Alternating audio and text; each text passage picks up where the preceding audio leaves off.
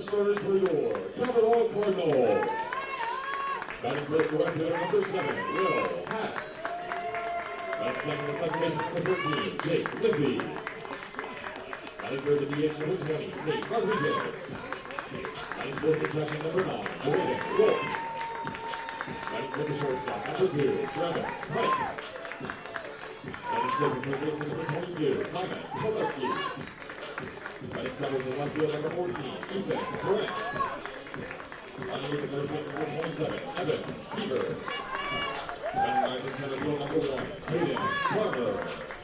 And pitching for the Cardinals number 30, Peter Bashore. At this time, we ask you please rise to honor America with the playing of our national anthem.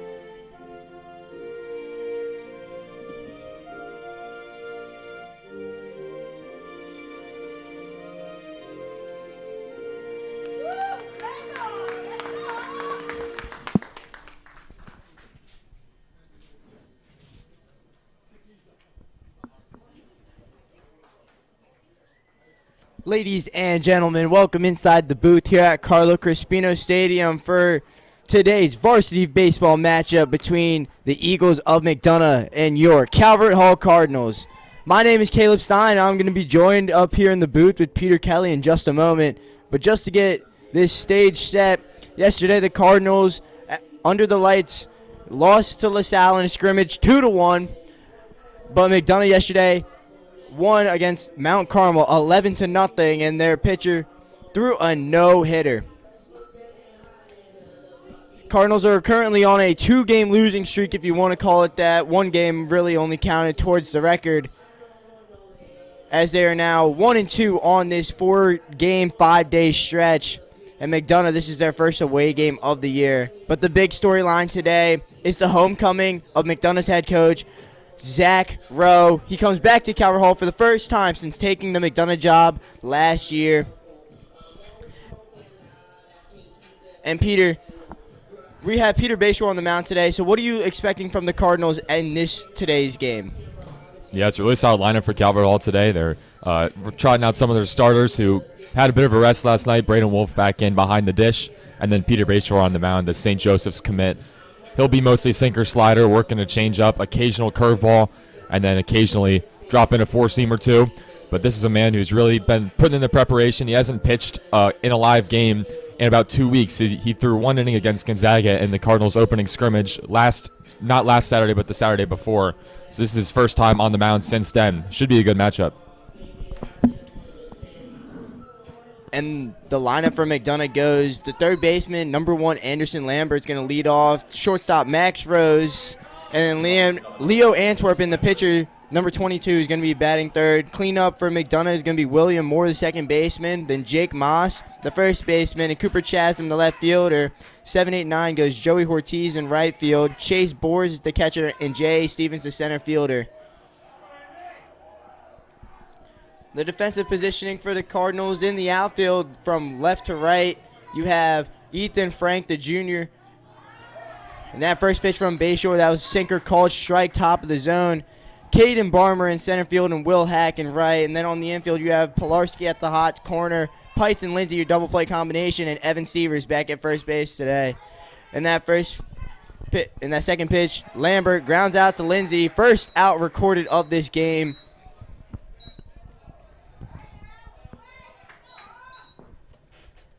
Up next, number 2, Max Rose. So now the shortstop, Max Rose. The lefty is going to face off against Peter Bashore next.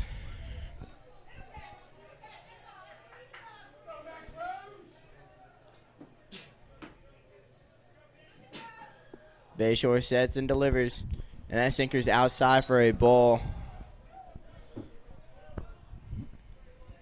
This McDonough team coming off of a huge offensive showing against Mount Carmel, a team that Calvert Hall played last year in one of their opening scrimmages. So they'll look to keep it going today on this muggy, misty Saturday afternoon. Bashore starts out Rose with a 2-0 count. Just 2 pitches to yet. Perhaps the most potent threat in this lineup. And ranked by many as the most potent threat in the state for the class of 2027, Anderson Lambert. #1 ranking on a lot of websites. National recognition. He's sat in the top 100 overall nationally for quite some time. Certainly going to have a lot of college coaches looking his way after August 1st when they are legally allowed to talk to him. The 3-0 count. The sinker caught the inside corner for strike 1. Rose thought he could hustle on down the first. Leo Antwerpen, the pitcher, will stand in on deck in the 3-hole. Antwerpen, the southpaw on the mound, but lefty or righty from the plate. Rose, a big swing and a miss from the left side on strike 2. And we're going to see how Antwerpen can follow up the no-hitter thrown yesterday. 3-2 the count. Bashore deals. Sinker just missed inside. That was right around the same spot that 3-0 pitch was called. But that one just missed. So a 1-out walk for Max Rose, and now it brings up Antwerpen with the 4-hitter William Moore standing in the on-deck circle. Antwerpen, a junior. It's a very young lineup for McDonough. Anderson Lambert, their best player, only a sophomore.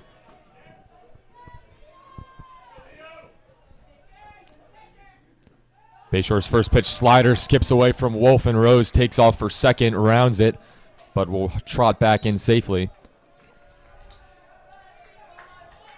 Huge contrast in the lineups today. It's senior heavy like normal for Calvert Hall compared to mostly underclassmen and sophomores and juniors for McDonough.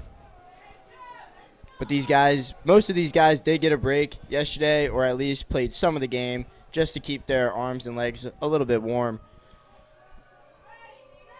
Bashore deals, comes home strike 1 with a slider right down the middle. 1 ball, 1 strike, 1 out.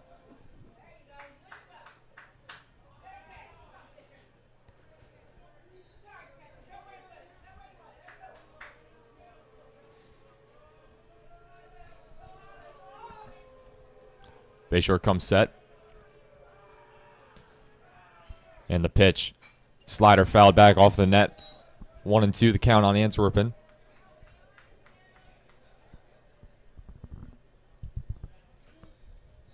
Not ideal weather for a pitcher today. It's just very, very misty, very foggy. Some spritzings of rain coming down. Especially early in the morning. It's sometimes tough to find your groove, but Bashore's come out firing. His fastball looks as good as it has in a while. Still having a little trouble locating the off speed, but only the first inning. The slider cut on and missed. Perfect pitch. Started to strike, dipped out of the zone, and now Bashore with 1 out away from working around the 1-out walk. Antwerpen there just couldn't do much with that slider. Just got right by the bat. But as you're saying, it's around 48 degrees right now here in Towson, Maryland.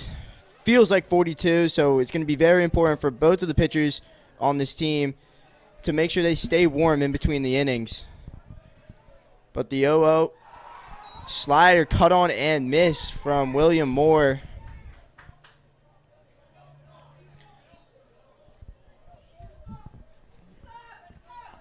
Moore batting cleanup, and is the second baseman today for McDonough. But the 0-1 from Bashore. Sinker just low of the zone. Count evens up at 1-1. Bashore's been spending the offseason just really refining his stuff, trying to get stronger, ramp up in velo. He now sits around 220, 225. So a very big, stocky 6'3 frame. Slider dips in for strike two. The fastball, the sinker, is his primary pitch. That'll settle around 87, 88. He's looking to grab his first 90. He thinks he might be able to have a chance today, but I'm sure it'll come during the season as we get into the warmer weather. That's the primary, and then he plays off it nicely with the slider, using lateral movement. Sinker just missed high, 2-2. And Bashore, when throwing live, he always just fools the batters with the changeup too. You never expect it, but it has such great movement in life. It always just tricks up all the Calvert Hall batters.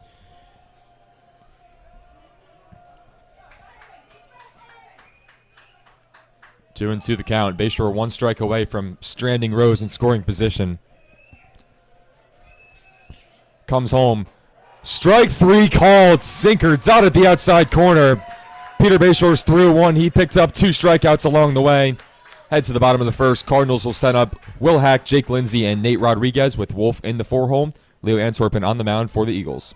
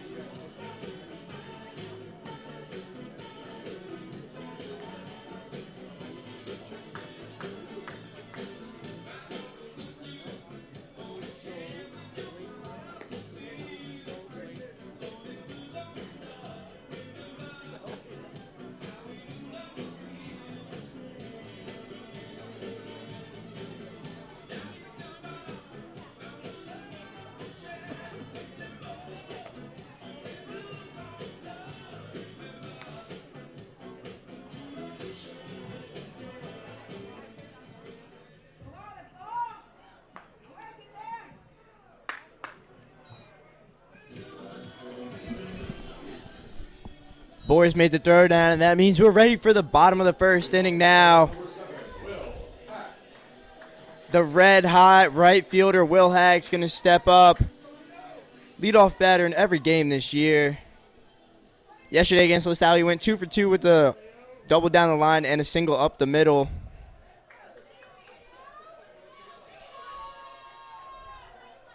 And Antwerpen's first pitch to him. Cut on and missed. Blew a fastball by him.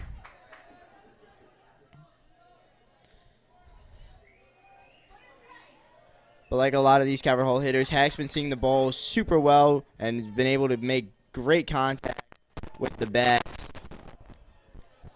Does have a home run against Riverdale Baptist.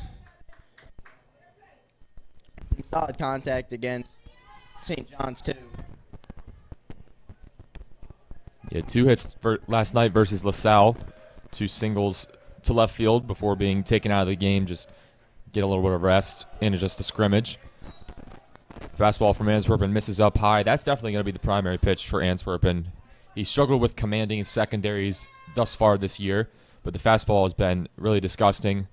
4-seam that'll sit around 87, 88, just like Bashore, but from the left side, it's a completely different angle.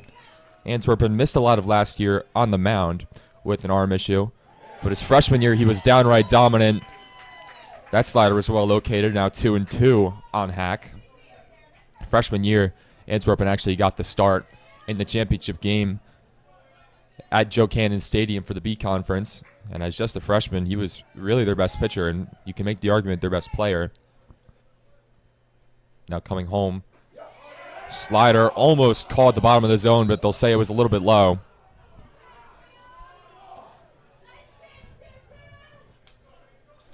Great pitch there from Antwerpen, just below the knees of Hack, though. So the count runs full on Hack. Antwerpen trying to battle. Slider misses outside, ball 4. The umpire's going to say that one was just a little bit high, maybe a little bit outside.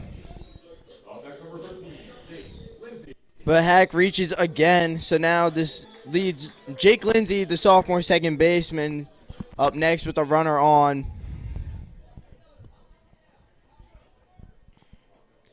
Kevin Hall has been super aggressive on the base paths. I don't expect Hack to stay at first over for very long, but Antwerpen knows that, so he's going to make a lazy attempt over to first.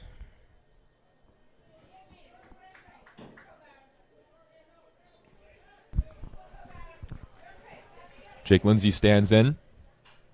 First pitch fouled back into the netting.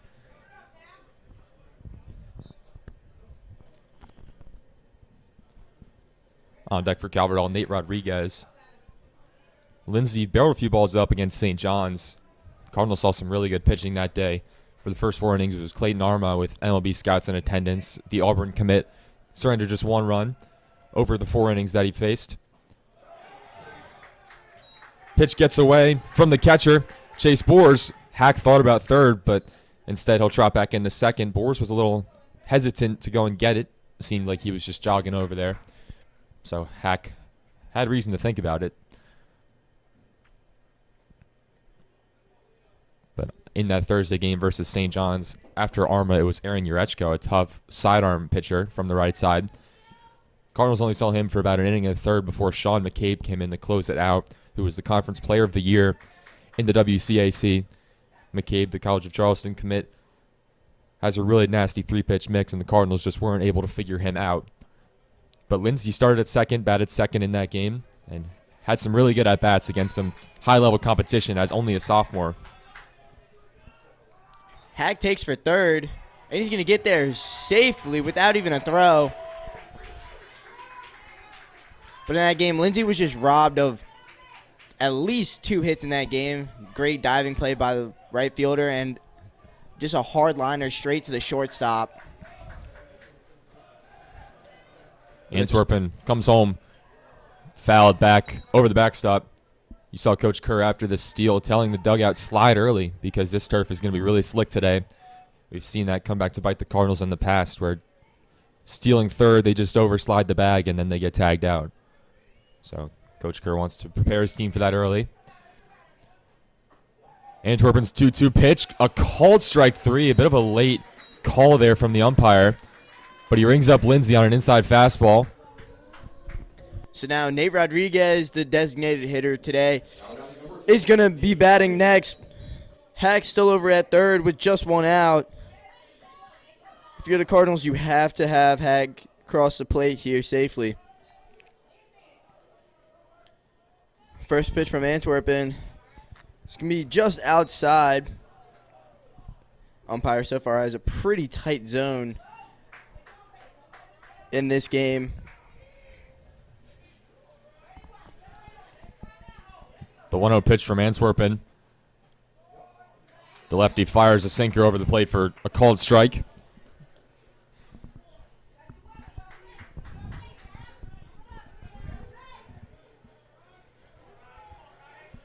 Hack takes his lead off third. Fastball misses low, and Rodriguez wisely tells Hack to hold up at third.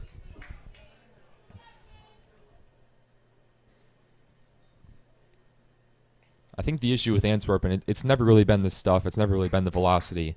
It's just been the command. Sometimes it hasn't been there for Leo Antwerpen. And only a junior. This is a year where he's expected to step up, take a bigger role in this team. And it's hard to say he can even take a bigger role after what he did as a freshman. but he needs to be able to figure out that command, and that was commanded well. Slider, Rodriguez didn't know what to do with it, and so now the count goes to 2 balls and 2 strikes. Antwerpen looks good today in commanding the pitches. His misses have been close.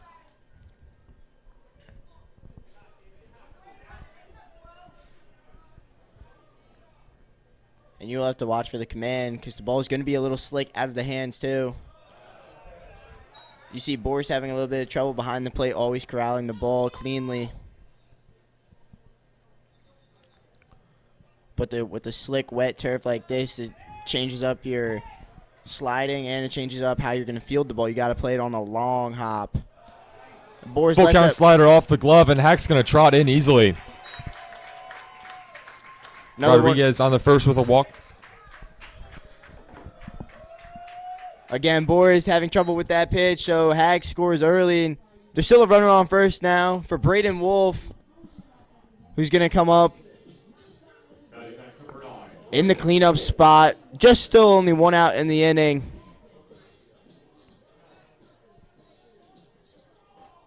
Wolf had the complete day off yesterday and also hit well against St. John's. Another one that gets behind Boris, and Roddy's now going to take second.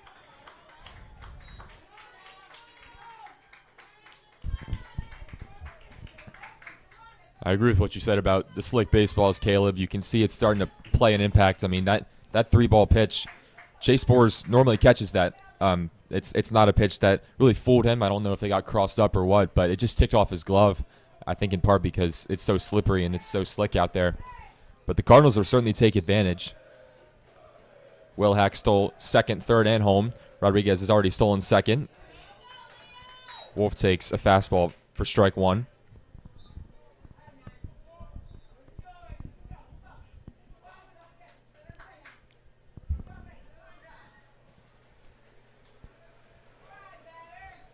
One and one count. Rodriguez takes off for third. The pitch low.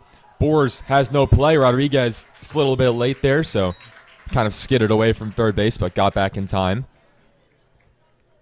The McDonough battery of Antwerpen and Boers, really no answer for the Cardinals' speed on the base paths.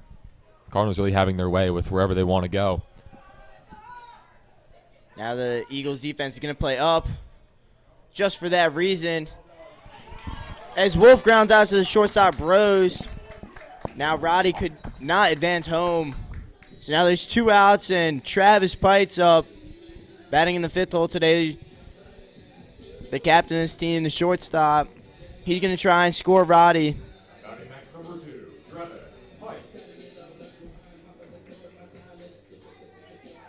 Solid defensive play there from McDonough, keeping Rodriguez over at third. And the first pitch from Antwerpen swung on and missed. That was a great slider, just got under the bat of Pites.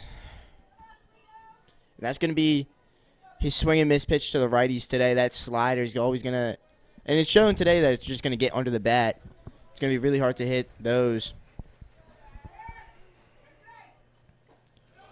Fastball misses inside. A big emphasis for the Cardinals in these non-conference games, and a big emphasis for Coach Kerr, is getting runners across, because the Cardinals have been very good about getting on base. They've worked a lot of counts. They've had a lot of great at-bats. They've been able to move runners over from first to second and second to third. There's a runner being moved over. Cardinals have 2 runs on 2 wild pitches, and Rodriguez comes home to give the Cardinals a 2-run advantage.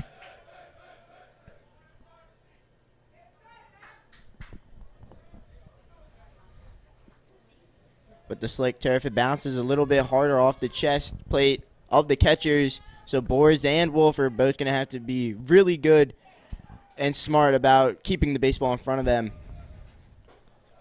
That 2-1 is high and inside.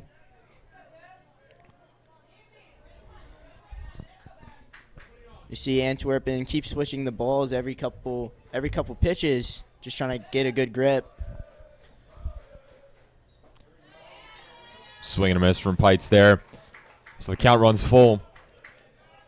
Base paths now empty after Rodriguez came home on the wild pitch.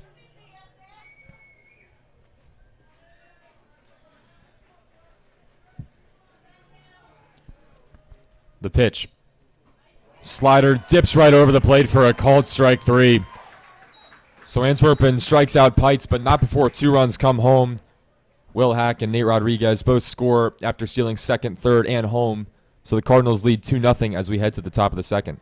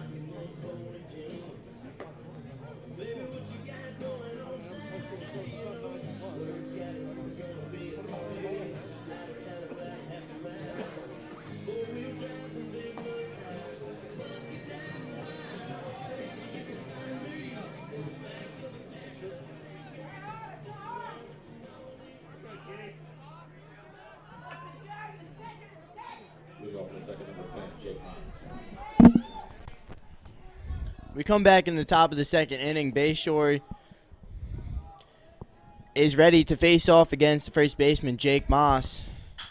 And that first pitch is grounded over to third. Pilarski has a little bit of trouble with it. Throw was low. Stevers could not pick it. So that's an infield single there for Moss. Pilarski had trouble corralling it off the bounce. And then a little bit of trouble with the throw, too. Yeah, it's a tough play on both sides, especially in this weather.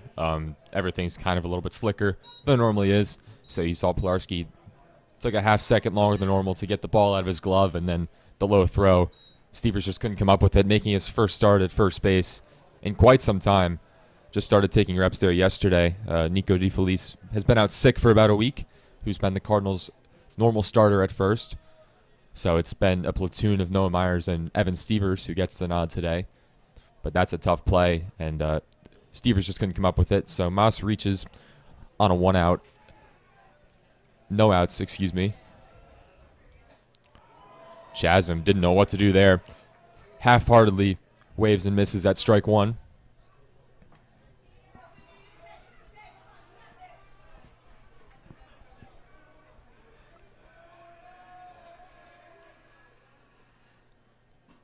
Sinker misses away. 1 ball and 1 strike.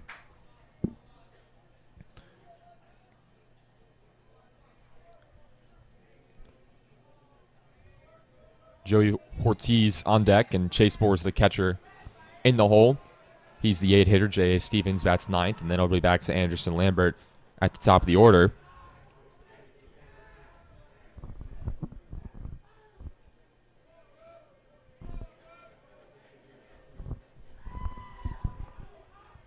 The 1-1 from Bashore is fouled back into the bricks.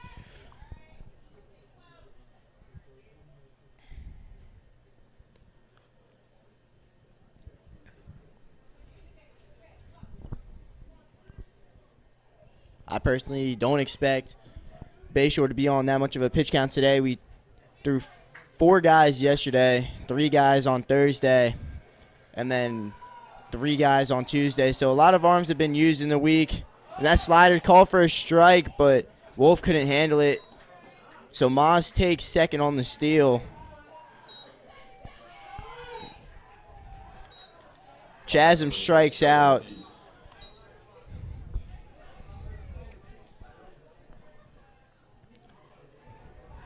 Looking for a strike him out, throw him out, double play, but Wolf couldn't handle it well enough out of the glove.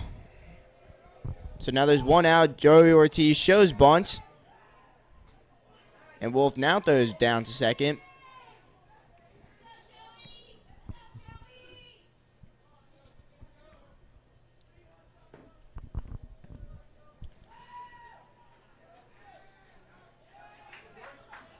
No balls and 1 strike on the right-handed hitter, Joey Ortiz. Bashore comes home with a sinker, misses a little bit high. Bashore moving very quickly, very efficiently so far. Through 1 1/3 with 3 strikeouts. Just the 1 walk.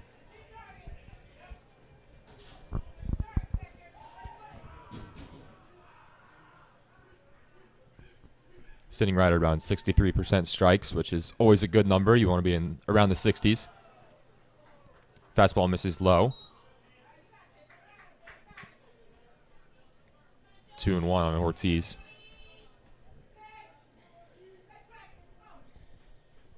And with those higher strikes, you don't always get into those hitters' counts.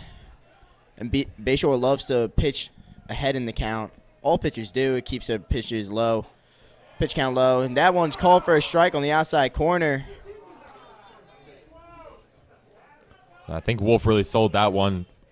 So underrated part of Braden Wolf's game. He steals a lot of strikes back there. Really puts in a lot of work on his framing, and it shows there. That one could have gone either way, I think, but Wolf really sold it well. Pulled it back in. So now the count 2-2. Ortiz, did he hold up? They'll say he did. Wolf doesn't bother checking. With the 2 umpire crew, it's kind of hard to tell from that angle, especially where he's at right now, if he fully went around or not. Full count. Line to left field. Frank charges in. Could not make the sliding grab. Moss heads for third. The throw is going to beat him there. Pilarski applies the tag on the helmet. So the Cardinals do get an out on the soft liner to left. Maybe not in the most conventional of ways, but nevertheless, it's 2 outs. The Cardinals get the lead runner. And now with the 8-hole hitter coming up and Chase Boers, Bashore's got a chance to get out of the inning. Yeah, that was just unfortunate for Moss there. Frank made a good jump on the ball, had a good read, just couldn't come up with it as it was diving too quickly. So he was kind of in the middle of no man's land, around 45 feet from both bases. And that one's chopped foul. But he made the judgment call to go to third. And there's a great throw by Pites, who threw it over to Pilarski. There's still a runner on first now. 2 outs. 0-1 the count to the catcher Boers. Bashore throws over to Stevers.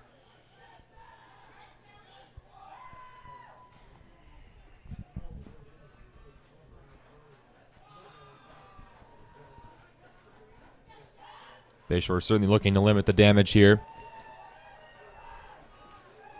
Certainly want to get out of this inning before getting back to the top of the order and Anderson Lambert. Strike 2 called. So just 1 strike away.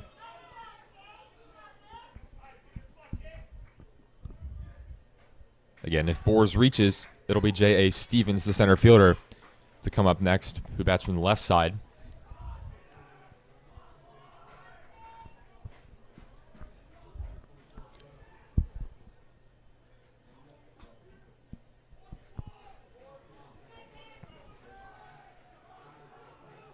Here's the 0-2. It's a pitch out. He's off. The throw down is a little bit high, but Lindsay applies the tag, and the Cardinals get out of the inning. I think Ortiz may have overslid the bag. So that's how the Cardinals get out of it. A well-timed pitch out, nailing the runner Ortiz. Bashore's through 2 on 31 pitches. Just 1 hit, 1 walk, 3 strikeouts for him. Now Antwerpen coming back out for a second inning of work.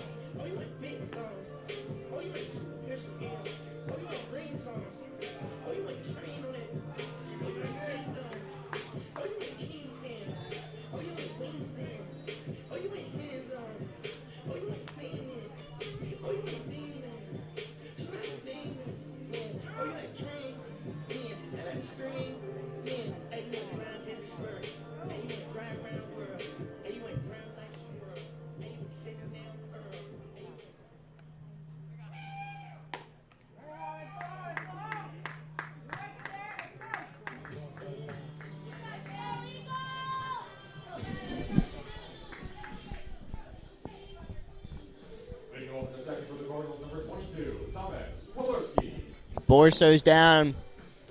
So now in the bottom of the second, 6-7-8 duo for the Cardinals. Leading off is going to be the third baseman Thomas Pilarski, the senior committed to Gettysburg College.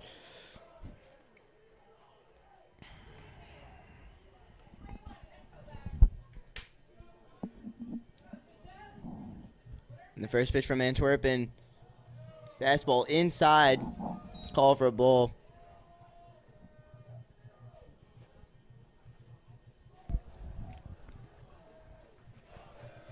Antwerpen comes home. Good pitch there. Pilarski swung and missed on a pitch in the dirt.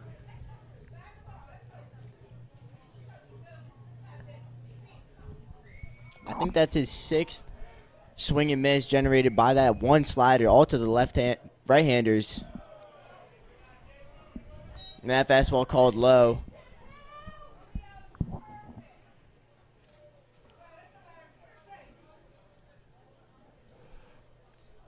Two-one count. Antwerpen works quickly. Delivers. Sinker misses away. Count goes to 3-1. Antwerpen threw recently 3 innings against Curley on Wednesday. So it's really just 2 days of rest for him. Fastball misses outside, and Pilarski with a no-out walk.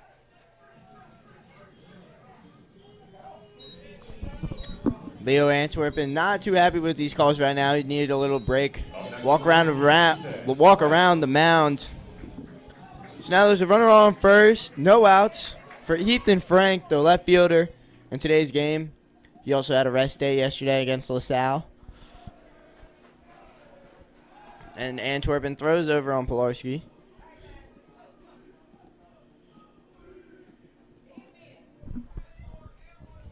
Antwerpen on Wednesday, 48 pitches through 3 innings, just 28 strikes. Frank swears to bunt, now pulls back. Pilarski slides into second, and he's in safely.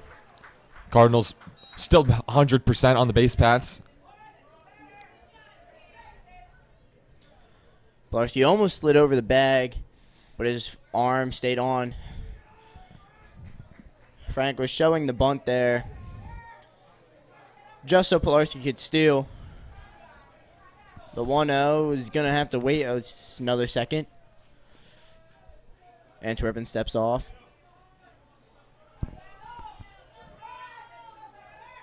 Now it comes, and it's a strike.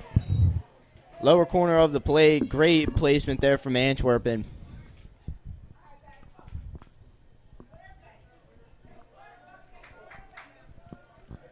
One and one count. Frank shows bunt again, and this time tries to drop one down, but pushes it foul back towards Stevers in the on-deck circle, so the count goes to 1-2, and Frank will not be thinking about bunting anymore.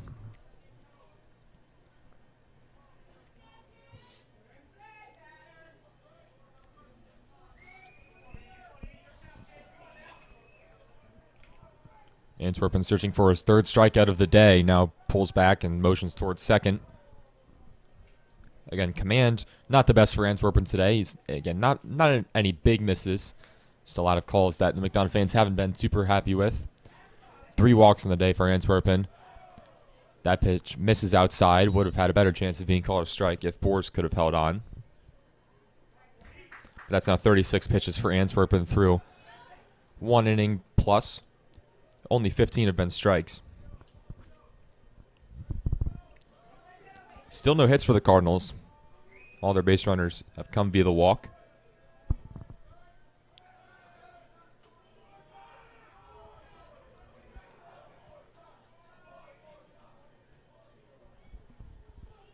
Two and two count for number 22. Comes home, swing and a miss. Boers couldn't come up with it in time to fire over to third. So Pilarski slides in safely. Without it there from Boris. Pilarski slid completely over the bag. His hand held on, though.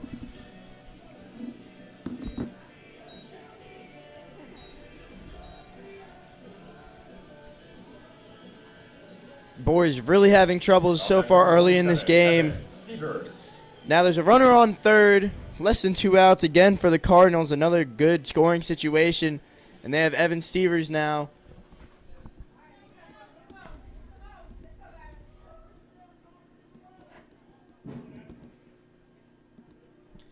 Antwerpen calls time. Something must be up with his glove.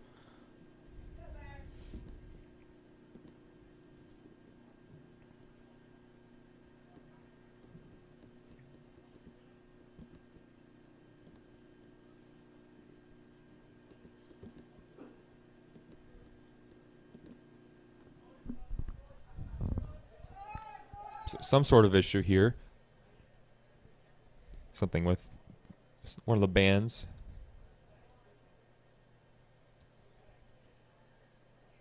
Antwerpen's pitching band. Looks like it had a couple issues.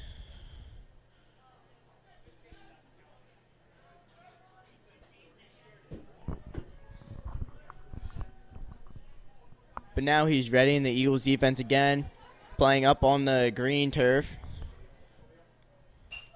Stever sends this one into the parking lot.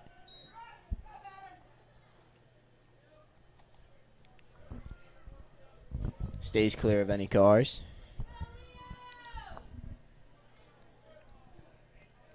The 0-1 count. Leo Antwerpen delivers. Stevers was fooled there on the slider, so the count goes to 0-2. The slider's been working when it's been in the zone for Antwerpen. Again, like you mentioned, a lot of swings and misses just on that pitch. Contributed to 3 strikeouts for Leo Antwerpen. Slider there. Stevers ripped it towards third. Lambert diving play, but it could not be picked at first by Jake Moss. So Pilarski is in. Stevers rounds second. Now is held up there. Evan Stevers hit the ball hard. Could have gotten through if not for a great play by Lambert, but that would have worked out even better as the ball sails into that right field corner. And the Cardinals played another. That was just a rocket off the bat of Stevers. Pilarski was going on the contact there. Once he saw that Lambert had to make a diving attempt, he just took home easily. Still, Lambert jumping up to his feet after fielding that ball.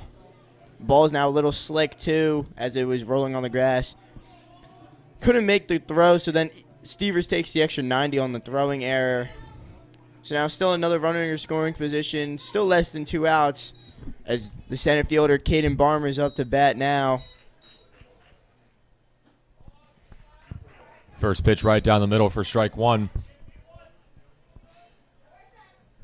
Barmer hopefully starting to find his groove in the batter's box. He's had a few big RBIs in the past 2 games. As a matter of fact, he's had the only 2 Cardinal RBIs in their last 2 matchups. Played at the 1-run on Thursday with a fielder's choice against St. John's. Did the same last night against LaSalle. That one fouled off for strike 2. So with Stevers out at second, Barmer has a chance for another RBI here. Cardinals with a 3-0 advantage. Still looking for that first hit of the game. Stevers was just robbed of one. The 0-2. Ripped up the middle. There's the first hit. Stevers being sent home by Coach Koski. The throw in is weak, and Stevers crosses the plate for the Cardinals' 4th run. Barmer with the RBI single. Caden Barmer's RBI streak continues. Just great piece of hitting straight up to the middle. The center fielder, J.A. Stevens, made a weak throw in, so Stevers was able to score easily. So runner on first now. And Antwerpen and the pitching coach of McDonough is now going to have a little chat.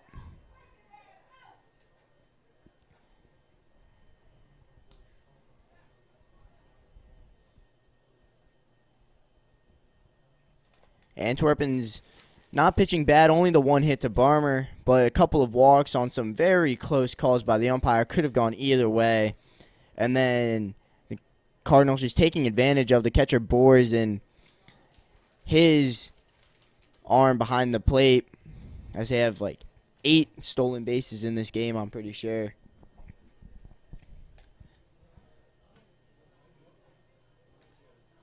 And 8 is a big number. Huge, huge number, like VMI type of numbers, if anyone follows college baseball.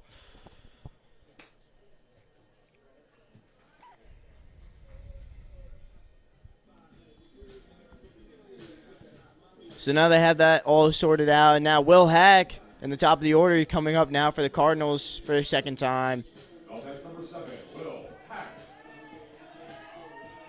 Will Hack also wants to do some damage here.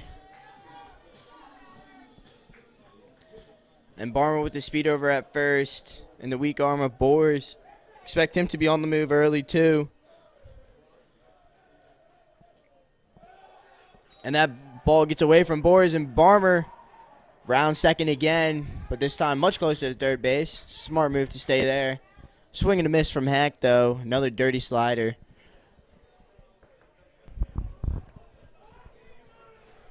Really been the story of this game. Antwerpen, when he's been locating the slider, it's been great, and the Cardinals really have struggled with it. But the problem is it's often been so good that the catcher Boers has been unable to come up with it. Now Barmer's off for third. A throw finally gets down there, but it skitters into rough field, and Barmer's going to score. So 5 runs across, 3 in the inning for Calvert Hall.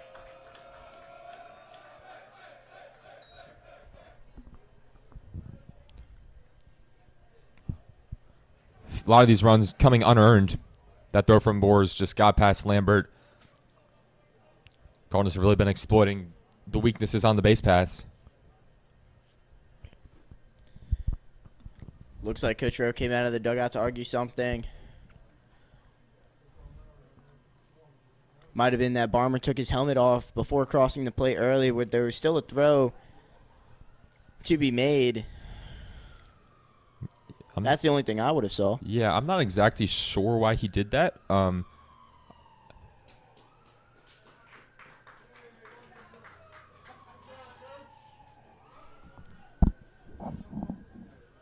think they are going to call him out.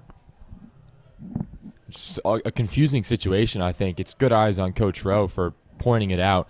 I mean, it clearly didn't impact the play, but I guess the rule is the rule. And now Coach Kerr's out to request an explanation. I think we might need one up here.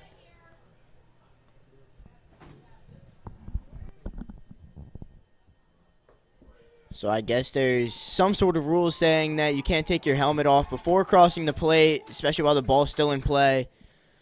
So Caden Barmer's going to be called out on the base paths, and the run is not going to count. Really unfortunate series of events for the Cardinals, but now still 1-1 on Hack. No runners on. Hack swings at another slider.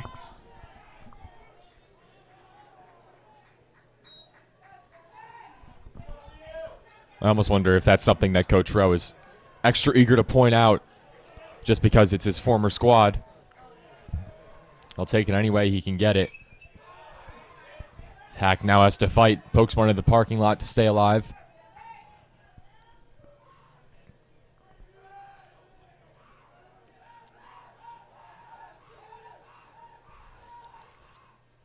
The 1-2 pitch, slider spiked. Count runs to 2-2, base is empty for Will Hack.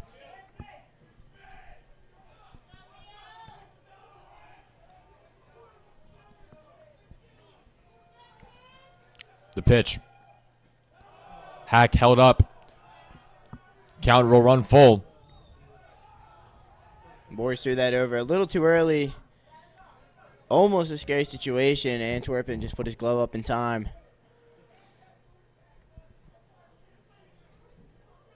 That one was nowhere near to a swing, though. Hack held up way early.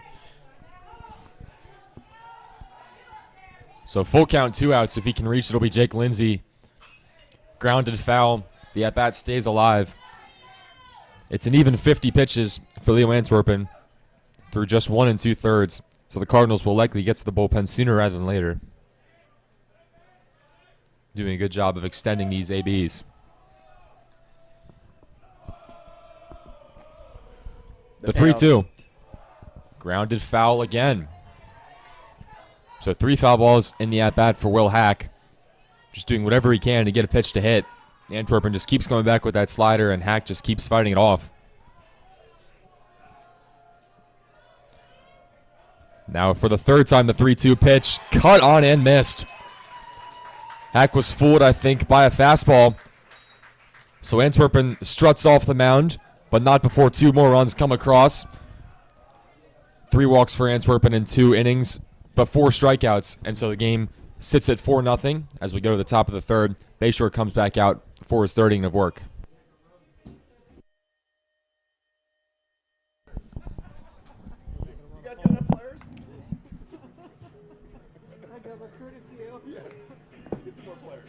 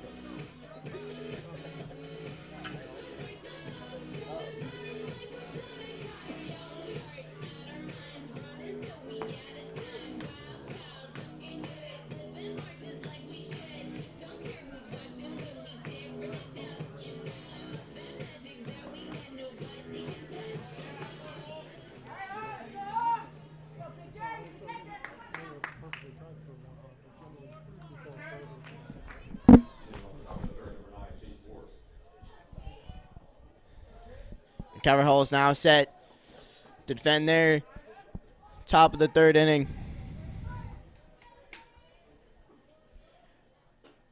And Chase Boers is going to step up again after Ortiz was thrown out trying to steal to second.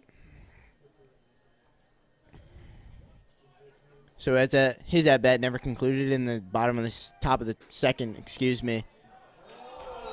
This one, another late call for a strike on the outside part of the play, and the McDonough fans do not like that.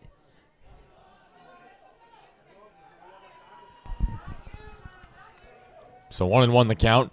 Slider, no doubt about that one, as Boers whiffed right through it. So now 2 strikes again for Bashore, getting a lot of 2-strike counts and competitive for his fielders to make a play. From the windup, he deals. Slider, another swing and a miss.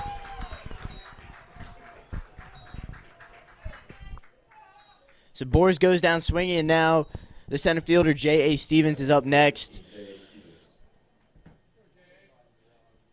J.A. batting from the left side of the plate. With the top-ranked 27 recruit Anderson Lambert due next.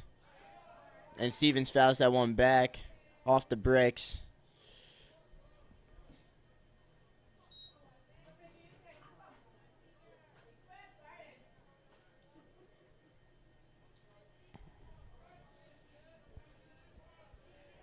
Bashore ready from the windup, moving quickly, swinging a miss.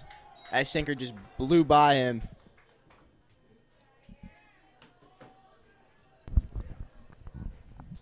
Now 0-2 the count. Bashore with 4 strikeouts through 2 1/3. He comes home. Sinker misses away.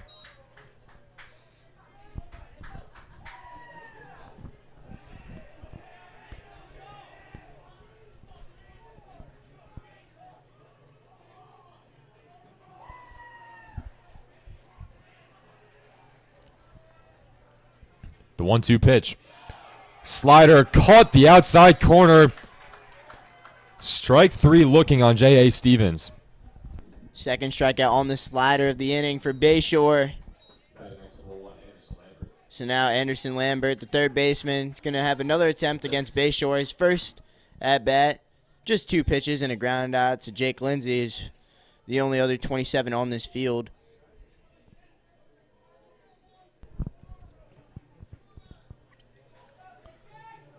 Now 2 outs to work with as the McDonough Eagles turn the lineup card over. First pitch slider misses inside. Count goes to 1-0.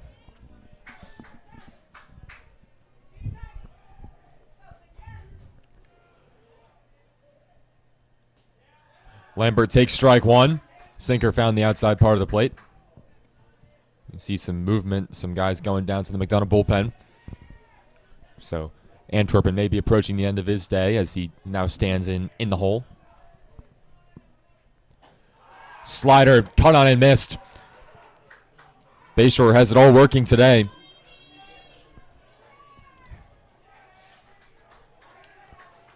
One and two count, 2 outs. Bashore, the pitch. Swung on and missed. Peter Bashore strikes out the side. It's 6 through 3 innings. Blitzes the McDonough Eagles lineup. 3 batters, 3 strikeouts on 3 tight sliders from Bashore. We head to the bottom of the third. Calvert Hall leading 4-0.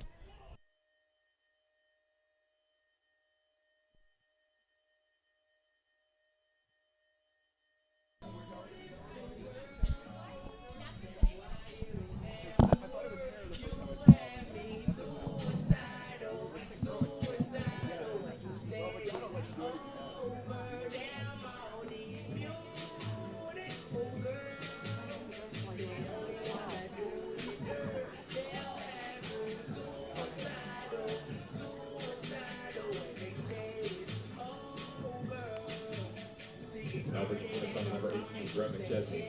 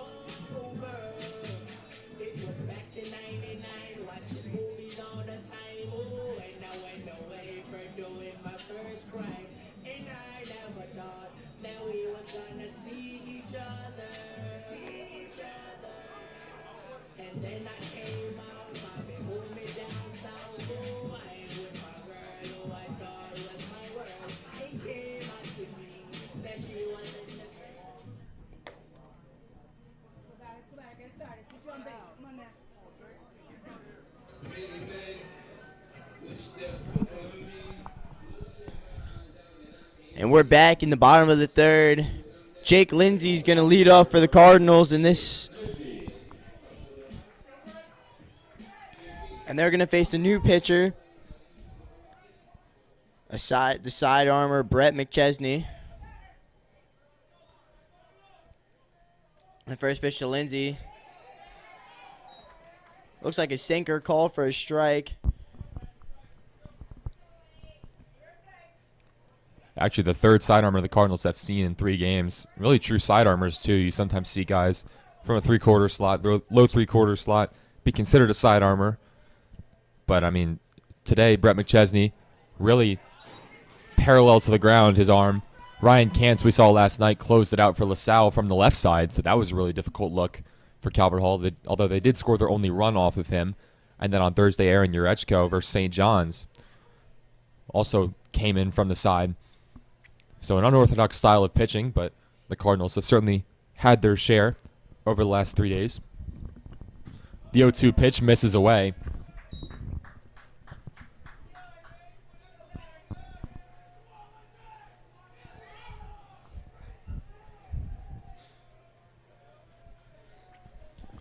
But McChesney does not throw as hard as the previous 2 guys.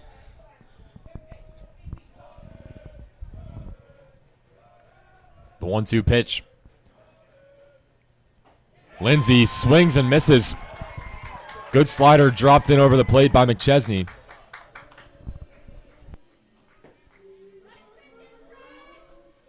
So now Nate Rodriguez.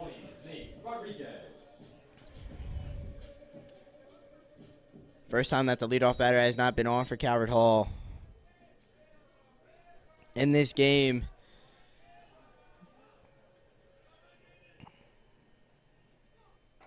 That pitches outside for ball 1 to Rodriguez.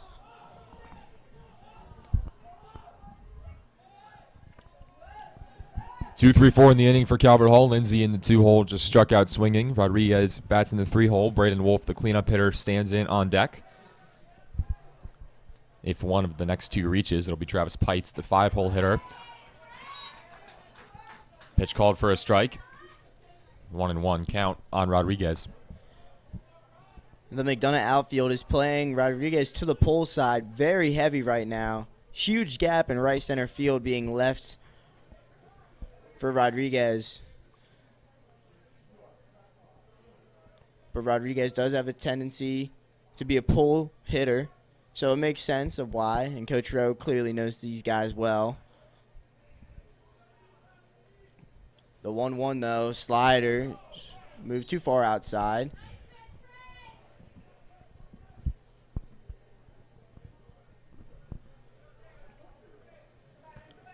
Leo Antwerpen's day ends at 52 pitches, 28 called for strikes, 4 strikeouts to go with 3 walks for Antwerpen, 4 runs, just 2 earned, and just the 1 hit by Caden Barmer, line drive back up the middle.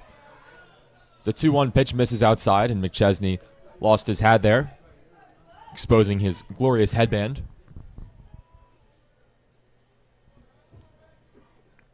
Three and 1 count for Rodriguez, certainly with the green light here.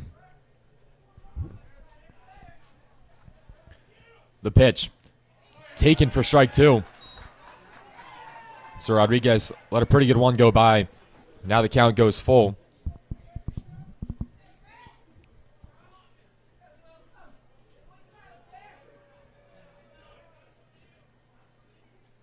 Rodriguez calls time. First time out for Rodriguez, he walked, stole second, third, and home, getting the Cardinals' second run of the game. Here comes the payoff pitch. Slider almost got the sleeve of Nate Rodriguez, but it's ball 4 regardless, so he'll trot down to first. Nate Rodriguez still without an official recorded at bat in this game. But now Braden Wolf comes up again for the Cardinals.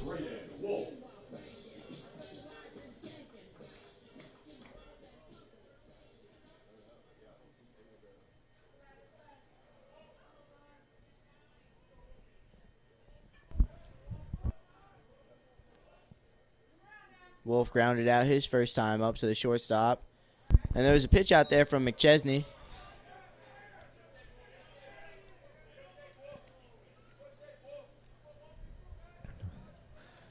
Of course, you see a lot of teams pitch out with the Cardinals. A lot of speed on the base paths, including Nate Rodriguez. One of a few guys on this team who runs under a 7-second 60-yard dash. That pitch floats over the plate for a strike, so the count goes to 1-1 on Braden Wolf, the senior catcher who will play his baseball next fall at the Catholic University of America, about an hour away in Washington, D.C.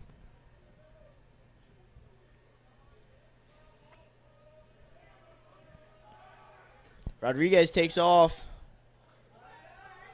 And he slides over the bag, but his hand stays on. So his 4th stolen base of the day.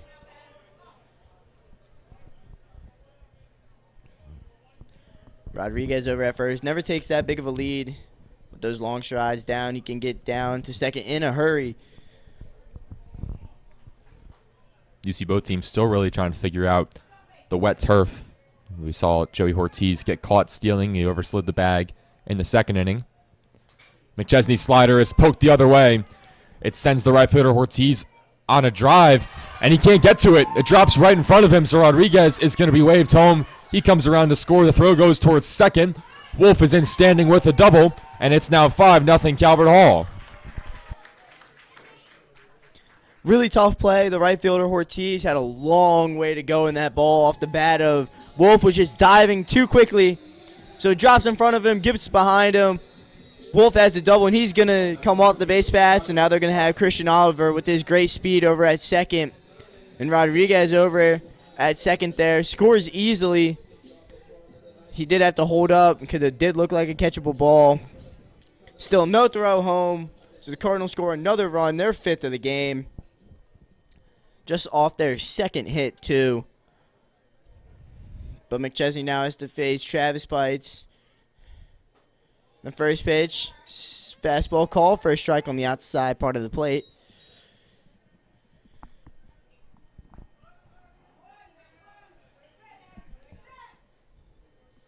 Travis struck out looking to Antwerp in his first at bat.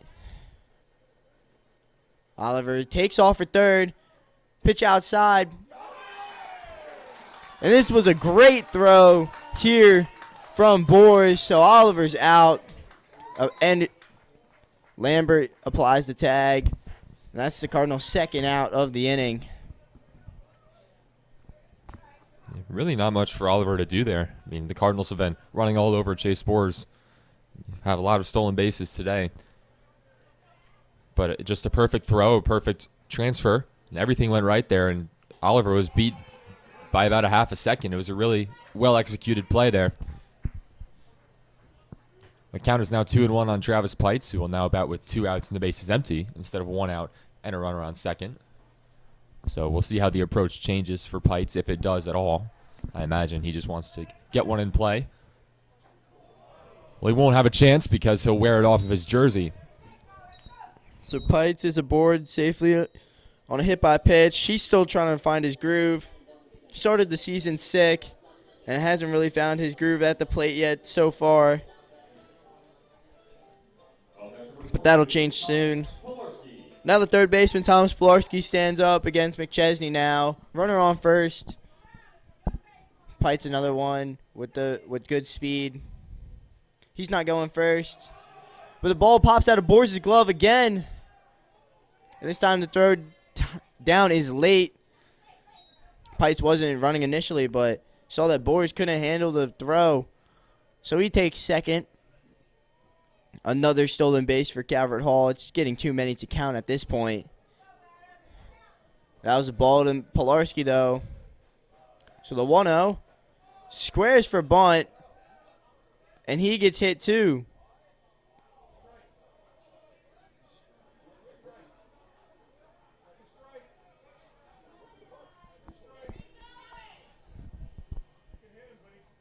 More confusion here. Tom is saying he got hit. Very trustworthy guy. But he was pulling his bat back after showing bunt, so McDonough thinks he didn't pull it back, so it's called a strike. Yeah, I mean, I touched Thomas with my life, to be honest. So I'm certain he's telling the truth here. I'm certain Coach Kerr is telling the truth here. I'm certain there's very nice words being said down there. Pilarski now just accepting the call from the umpire. Coach Kerr still arguing. Thomas doesn't want him to be arguing. Yeah, he wants to hit. He knows he gets another chance now to get a run in. Thomas was showing the mark, so he did get hit. That was no question about it, but they're going to say he kept the bat over the plate. But these coaches know what happened last night with Coach Koski being thrown out after arguing over what seemed to be a balk that was not called. Now that's all sorted out. The 1-1. This time also almost gets hit in the head, though.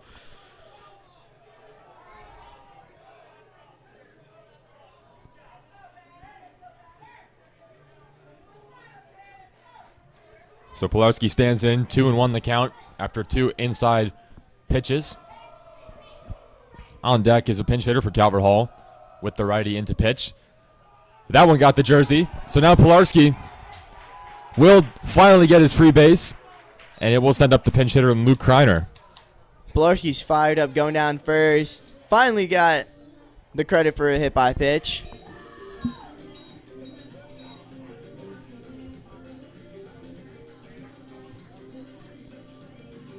So now Luke Kreiner, the junior,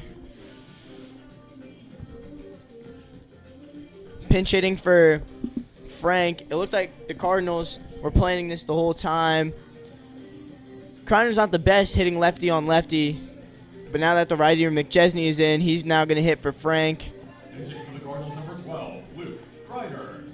Coach Courier knows it's all about those matchups. So most likely Luke Kreiner will stay in for the rest of the game in place of Ethan Frank.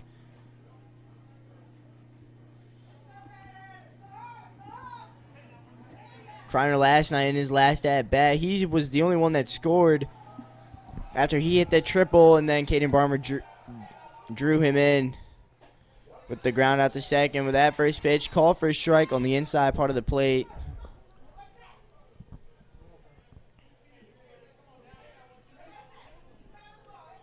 Oh, 1 the count on Luke Kreiner. As mentioned, scoring the only run last night after a triple down the left field line. I was talking to him after the game as he swings and misses at that pitch. He said off the bat, I thought it was a home run, so he started out at the gate kind of slow. Once he knew it wasn't getting out and wasn't going to be caught either, he got on his horse and made it to third easily.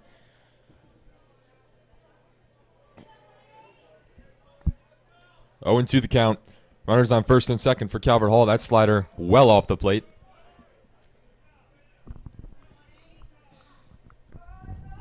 If Kreiner can extend the inning, it'll be Evan Stevers, the first baseman, on deck.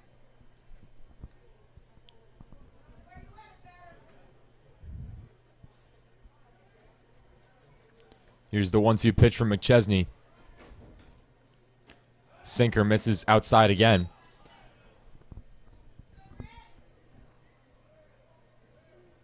After the hit by pitch on Pilarski, you could see Coach Rowe looking down at his bullpen. So I think McChesney could be approaching the end of his day. 26 pitches through just 2/3 of an inning.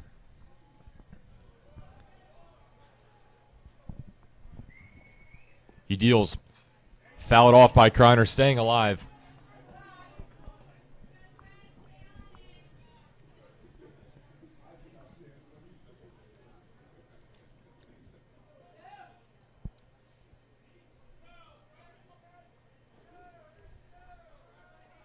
Two and two the count. 2 outs. Calvert Hall looking for more. The slider just misses. Looks like it started very high. It might have dropped back in, but I guess the umpire says it didn't catch enough of the zone. So the count goes full. Runners will be off on the pitch. Huge opportunity here for Calvert Hall. 1 run in the inning already. Kreiner waves and misses, so McChesney works out of it, limits the damage. But through 3, the Cardinals lead this one 5-0.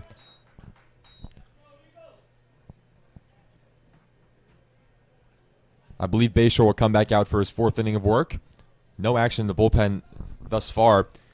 Bashore just at 43 pitches through 3. So heading to the 4th, Calvert Hall after 1 run in the frame lead this one 5-0.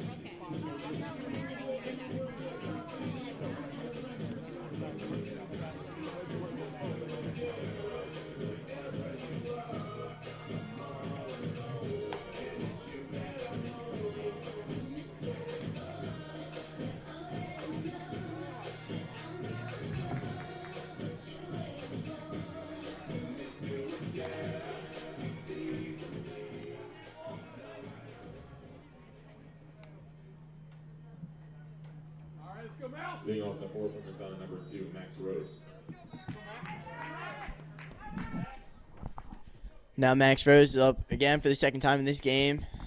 Peter Bashore on the mound, though, for Calvert Hall, looking super strong. No signs of rest. The slider's been working really well against those righties. And the fastball's just blowing by everybody. Only one hit given up on the day. And the first pitch to Rose. Grounded foul up the first base line.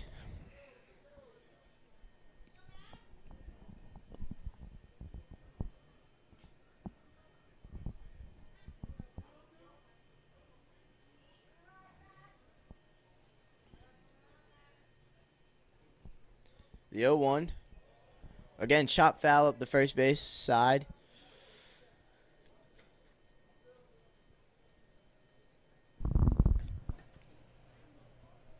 It doesn't look like there's any movement in the Calvert Hall bullpen as of right now.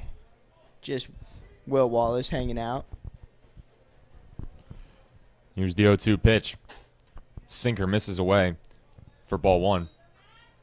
I think the number today for Bashore was around 60, so I think they were looking to get him to 60, and then they'll turn to the bullpen.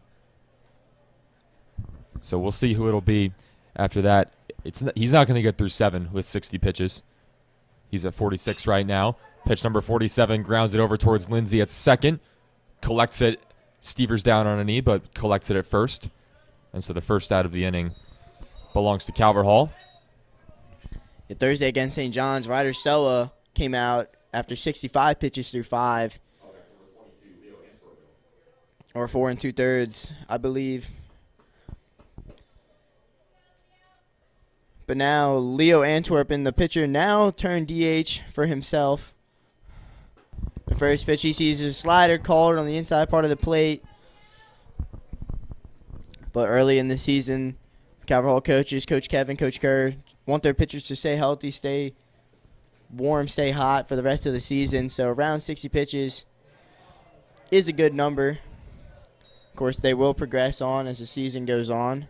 But early in the season, with plenty of games this week and a couple next week too, got to make sure you preserve all the arms as best as possible.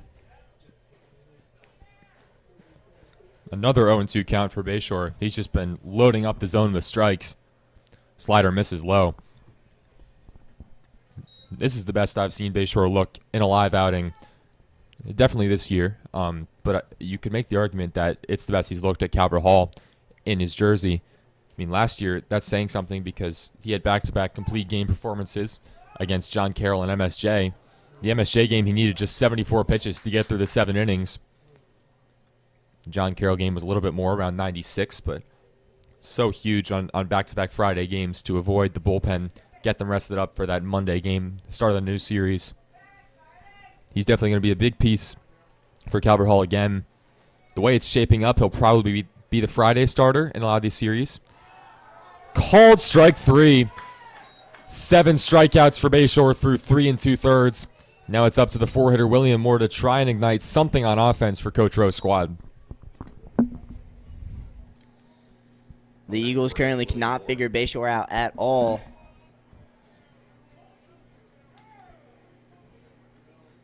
And that ball from the bullpen, it looks like, got away. Not something you see every day. Ball from the bullpen goes all the way into the dugout.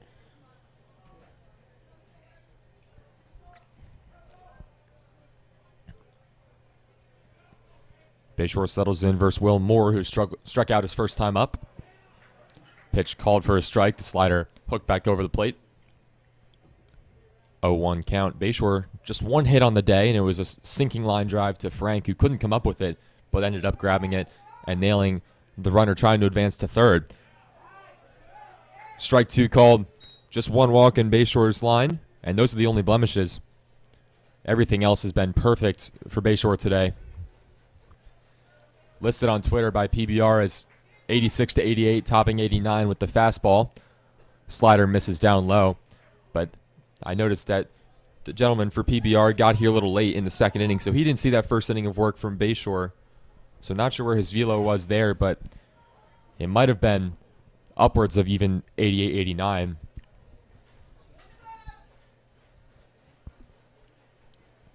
The 1-2. Slider, swing, and a miss. Bashore downright dominant today. 8 strikeouts through 4 innings. He trots off the mound, maybe for the final time. 56 pitches for him. His day could be done after that. He gets the handshake from coach, so we'll see. But if that was it, it was a great afternoon for Peter Bashore. First start in 2 weeks. Starting to gear up for the season. Looked absolutely amazing. We head to the bottom of the 4th. Coach Kerr trying to fire up his offense. They lead 5-0, but not a lot of hits on the board, just 2 in this game. Caleb, we've seen this team struggle sometimes with trying to plate runners. Is there anything you think the Cardinals can do better in that regard? I mean, they get them on with the walks and they move them over with stolen bases, but getting them home has been a struggle in the past few games. So in this game, it's been a little bit of an outlier because, lots of runners on third with, less than 2 outs. But the Cardinals have had struggles recently. They're just trying to do too much with their swings. They need to shorten their swings up just a little bit, just put the ball in play, especially to the right side of the infield. That's going to be enough to score a run easily every time. It does get an out, but still, you'll take the runs over the outs any day, all the time. Runs win you games. But the Cardinals today have had really good opportunities and have been capitalizing on them.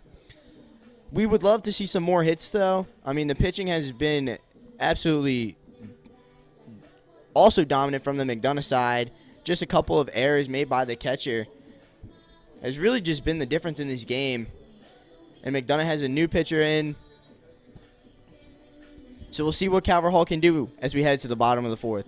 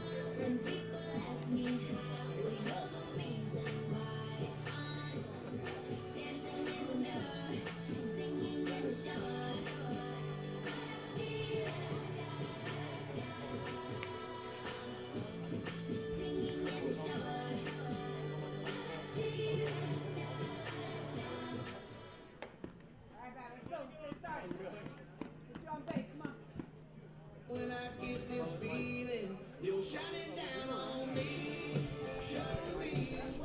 8-9-1 do it for Calvert Hall as we in this bottom of the 4th inning. They're going to be facing the lefty Cooper Chasm.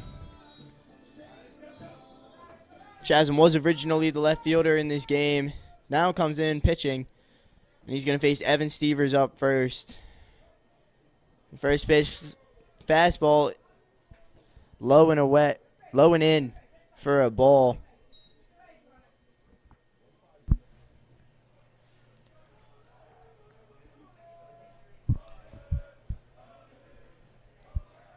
The pitch from Chasm misses high. So the lefty Antwerpen started things off for McDonough, then the righty sidearmer Brett McChesney, and now it's back to the left side with Cooper Chasm. Chasm settling into his role this year. He's looking to try to snatch up that number 2 or number 3 starter role. Stevers sends this one high up, and the catch is made by the shortstop Rose. So one away for Chasm in this 4th inning. As Caden Barmer now comes up. Offense number 1, Caden Barber.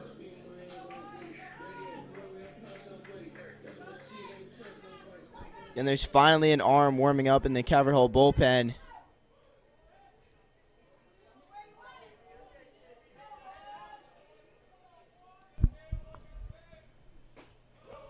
That slider from Chasm called for a strike.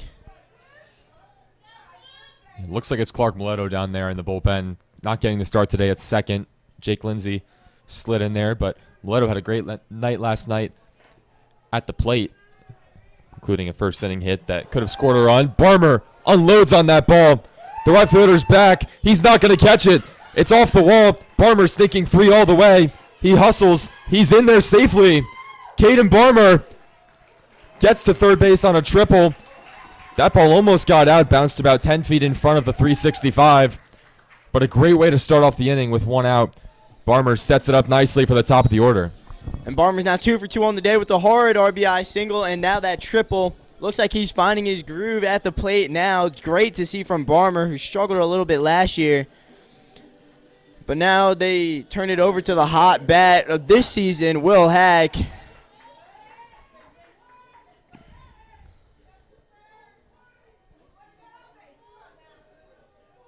Hack in this game 1 for 2.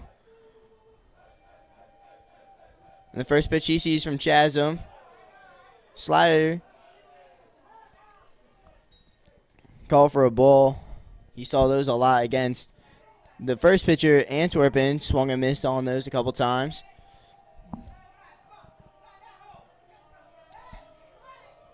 Infield playing in, but the 1-0 chopped foul. Coach Goski cannot field it cleanly. But McDonough trying to protect the 5-run deficit. Can't really make it any bigger, especially against how Bashore was pitching and how Mileto's been pitching at the beginning of this year. That fastball spiked by Chasm. Good block there from the catcher, Boers. So Barmer stays over at first. It's 2-1 on Hack. 1 out.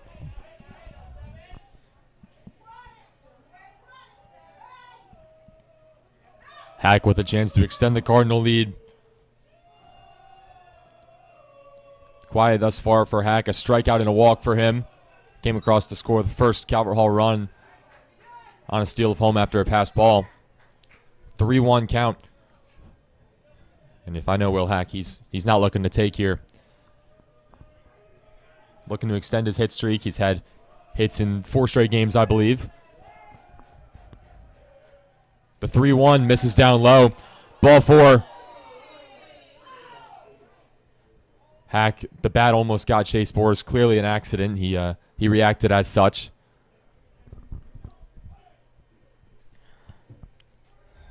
Boers doesn't appear to be shaken up. Rowe's still going to take the time, though.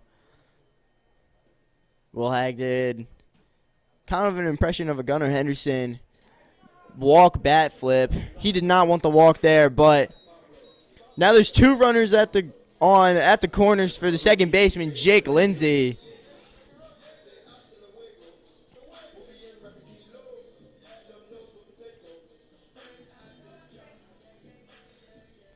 And possibly after 1 pitch with the runner on third, there will be runners on second and third, excuse me. Hack looks like he might go off. But Lindsay puts down a bunt. Chasm, the only play he has to make is at first, and he's off the bag. So Lindsay with a bunt base hit single scores Barmer. Hack makes it all the way to third. Score is now 6-0 Calvert Hall. Runners still at the corners for Nate Rodriguez. Up next, number 20, Nate Rodriguez. Chasm rushed to throw a little bit, and it drew the first baseman. Well, they're going to intentionally walk Rodriguez. Roddy's still without a real recorded at-bat in this game. 2 walks and a hit by pitch. Now batting number 9. And he's just all smiles after that. But now Braden Wolf's up for the Cardinals. Still only 1 out in the inning. Bases loaded. Cardinals looking to add more damage against Cooper Chasm. The first pitch to Wolf, slider high and away for a ball. Well, that bunt by Lindsay is just about as good as you can do it on a squeeze play. Chasm had no play at the plate, and what you want to do there is try to make the pitcher make a play. I mean, the corners were not expecting it at all, even as Lindsay squared up. So Chasm had to field it, and the throw there was offline. Lindsay's in the second safely, and then the intentional walk to Rodriguez to put a force play in effect. But they send up the cleanup hitter, Braden Wolf. It's not something you see very often, an intentional walk to get to the 4-hitter, especially when it's Braden Wolf, someone who's been as hot as he has been already with a double in this game down the right field line. Absolutely cranked a few balls versus St. John's. Let's see if he can make Coach Rowe pay. The 2-0 slider misses. 3-0 the count. Bases loaded for Braden Wolf. Peter, do you think Wolf has the green light here? We saw Pites have it yesterday. I think he must. Yeah. I think in a 6-0 game when you're trying to separate, I mean, we know how much this means to both coaches, and 6-0 is never going to be enough for Coach Kerr. He's always going to want to keep adding on. So I think, especially with your 4-hitter Braden Wolf, a senior guy who's very disciplined, I think you give him the authority to get that green light, and especially with 1 out too, and Pites coming up, who's another great hitter. So we don't know if he had the green light because he drew the walk instead. So Hack comes in to score. Lindsay advances to second. Roddy to first. Wolf now coming off, and Christian Oliver is going to take his place. So now there's great speed on the bases for Calvert Hall, and Coach Rowe's going to have a little bit of a chat with Cooper Chasm and the infield now.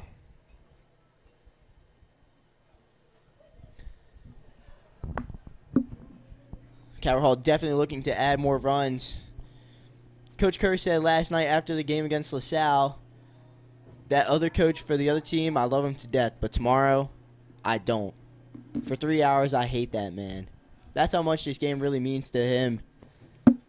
He wants to make sure that Calvert Hall gets back on the right page. There have been a couple of close losses in the last 2 games.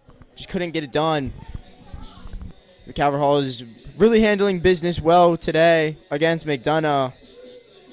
Next, number 2, Travis Pites. And Travis Pice now with the bases loaded, 1 out. Infield still playing up on the green part of the turf.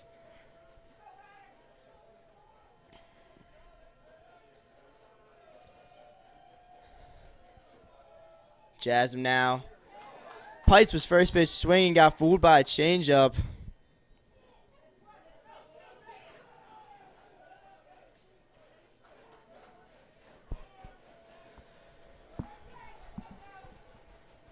So Pites down early, 0-1. And that pitch spiked, blocked by Boers.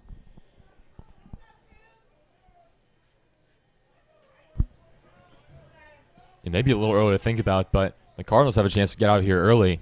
The Mercy rule 10 after 5. So if all 3 runs come across that are on the base paths now, and the Cardinal pitching keeps dominating like it has in the 5th, could be getting out of here a little early. Pites takes a pitch in the dirt, but it skips right towards Lindsay, who has to retreat back to third. So 2 pitches that Boers was able to keep in front just enough, or otherwise runs would have come across.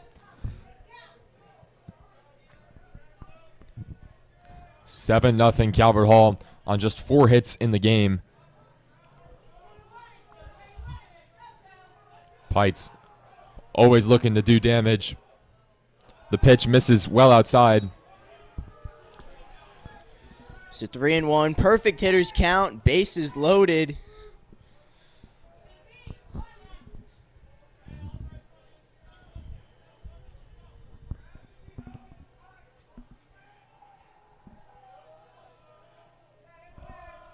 Hitters count again. Cardinals doing a great job of finding themselves in those situations. They'll appeal. Pites did not go around. And so another run comes across. Lindsay scores. Rodriguez to third. Oliver to second. And Pites now at first. Now it looks like they're going to make a call to the... Another pitching mound for Coach Rowe. If I had to guess, it would be a pitching change. And it is.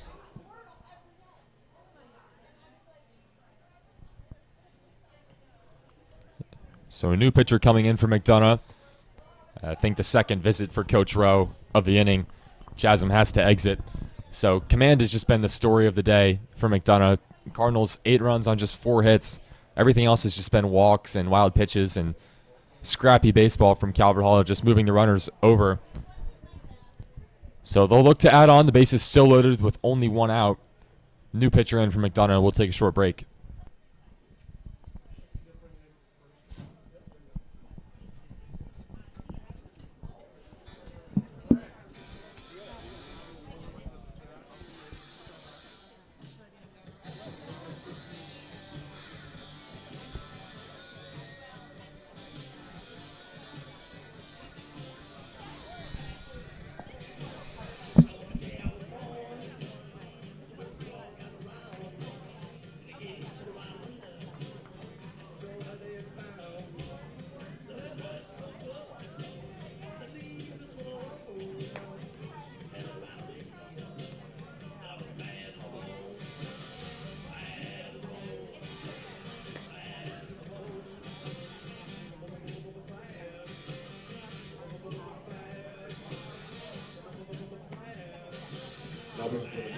14, Jake Ginsburg.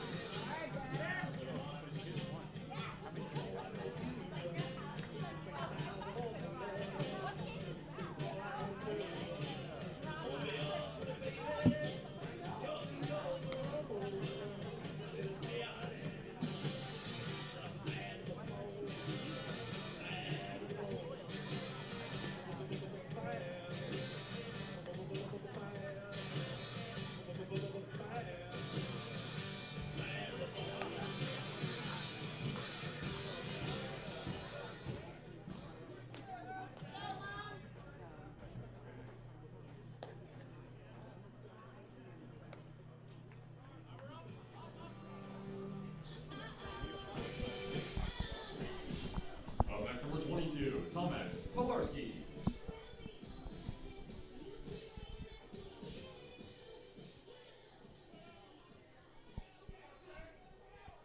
Thomas Pilarski, the third baseman. He's going to be the first batter to face the new pitcher, Chase Ginsburg, from McDonough, another righty. And Thomas sends one up the middle. It's going to score the run as Rodriguez was going on contact. So another run, an RBI for Thomas Pilarski in this game. 9-0 to Calvert Hall, as now Drew Kittleberger is going to hit in place of Luke Kreiner, who is hitting in place of Ethan Frank. Calvert Hall leads 9-0.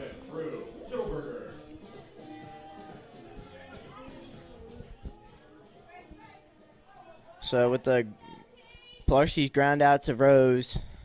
Runners on second and third now.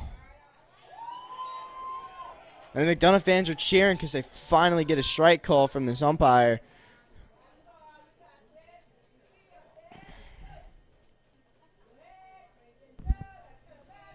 I won the count on the switch hitter, Kittleberger. Fastball misses away by Ginsburg. And it trickles away. Oliver's coming home. Aggressive base running from the Cardinals, and it pays off. Just a little sloppy there from McDonough. And that is the 10th run that comes across. So next inning, unless there's a rule change that I'm not aware of, McDonough will have to get a run across to keep this game alive. But the Cardinals still looking to add on. Pite still in scoring position for Kittleberger. Takes a fastball up high, 2-1. Great heads-up play from Oliver there. And Rose couldn't even make the throws. He was already at home when he picked up the ball. Calvert Hall now leads 10-0. And Pites is on the run. And he's in safely as he's the first Calvert Hall batter to slide early into third. First one to not go over the bag in this game. Yeah, Cardinals still staying really aggressive there. Pites just forcing Chase Boers to make a play there. Good transfer, but the throw just pulled Lambert off the bag a little bit. 3-1. Changeup flutters outside for ball 4.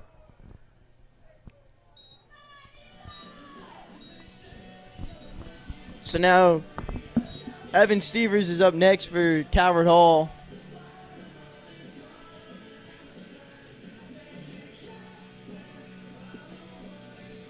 Stevers, the first baseman in this game. First start there this season.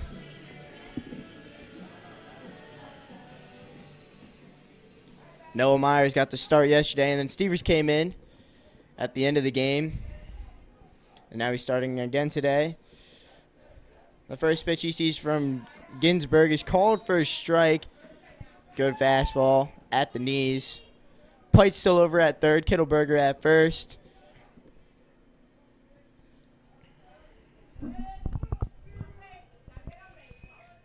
Ginsburg deals. That one skied into the parking lot foul. Count goes quickly to 0-2.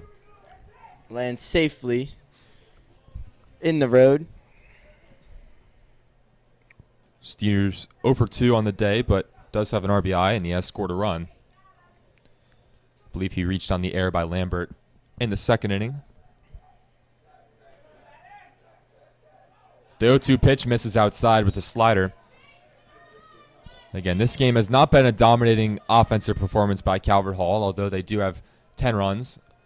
Just 4 hits on the day, and it's really been a struggle to get any production going, not because they're not capable, but just because they're not getting thrown a lot of strikes, and a lot of pitches go in the dirt, and the runs often come in from there. Yeah, Caden Barmer has 2 of the 4 hits in today's game. Batters 1 through 8 only have 2 hits. So Severs strikes out swinging in the 5th run for it comes to a close. Calvert Hall now leads 10-0, and McDonough needs a run if they want to continue this game. Clark Mileto is going to come on for Calvert Hall to try and close him out and hold him there. We'll be right back as we head to the top of the 5th.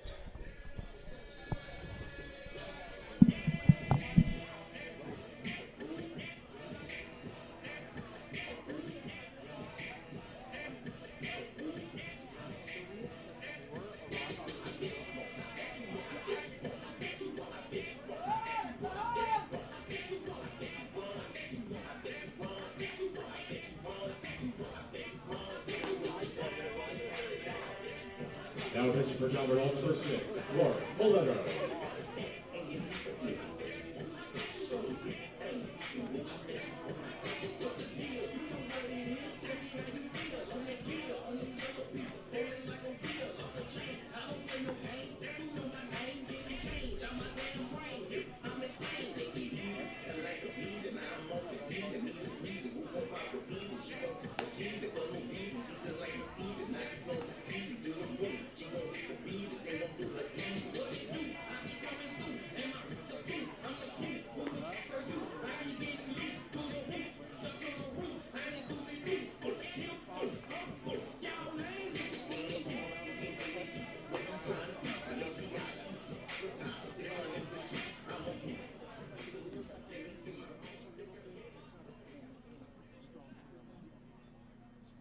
Leading off the 5th, McDonough, number 10, Jake Moss. So it's going to be 5-6-7 for McDonough. And again, I think the mercy rule goes into effect after this 3 outs if the Cardinals can get them before McDonough plates a run. So it's last gasp effort for McDonough to just keep this game alive. A defensive change. Kittleberger's now in left field, and Ryder Sella, the sophomore, who pitched against St. John's on Thursday, is now at first base, replacing Evan Stevers. That first pitch slider from Clark, swung on and missed by Jake Moss. Yeah, Mileto also someone who pitched against St. John's on Thursday. 0-2 quickly on Jake Moss. Bashore's day is done. 56 pitches, 4 innings, just 1 hit, 1 walk, and 8 strikeouts for him. Weak contact. Pites ranges out and makes the grab. Pites showing off the athleticism there. So 1 out now in the top of the 5th. And Clark Mileto is now going to have to face Chase Ginsberg, who's now in batting in place of Cooper Chasm.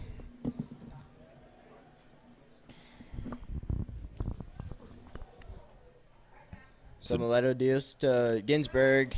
Fastball called for a strike. Just 2 outs away for Calvert Hall.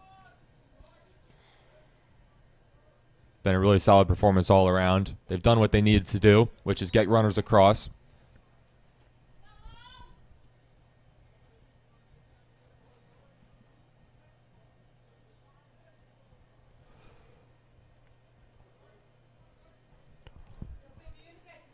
Mileto comes home. Perfect pitch there. Breaking ball drops over the strike zone. Now 1-2 the count. On deck, Joey Ortiz. The pitch misses away. 2-2.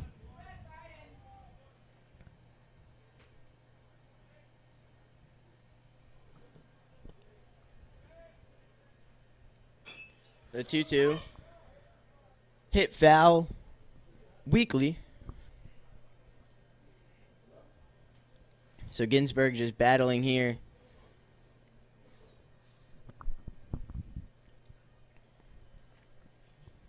McDonough just trying to keep this alive. Mileto. The pitch fouled into the parking lot.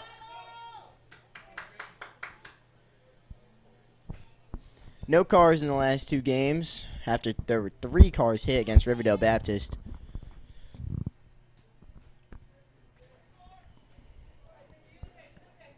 Mileto deals. I don't think Ginsburg held up. The home plate umpire makes the call, and now the Cardinals are 1 out away. Ginsburg strikes out on the fastball from Mileto, so now Joey Ortiz. Number 6, Joey Ortiz. Most likely Calvert Hall's last, not Calvert Hall, McDonough's last chance in this game. And Clark Mileto from the windup deals, and it's hit deep into left field. Kittleberger ranging back, and it's at the base of the wall. Ortiz hits a long fly ball into left field. Kittleberger couldn't quite get there, fields it off the base of the wall. So McDonough has life. And now McDonough has a pinch hitter now. So no longer Chase Boers hitting. It's Neil Sharman, number 34, batting now. So McDonough not done yet. They get their second hit of the afternoon, and that one absolutely cranked by Joey Ortiz. Ortiz actually has both hits for McDonough. So Ortiz 2 for 2.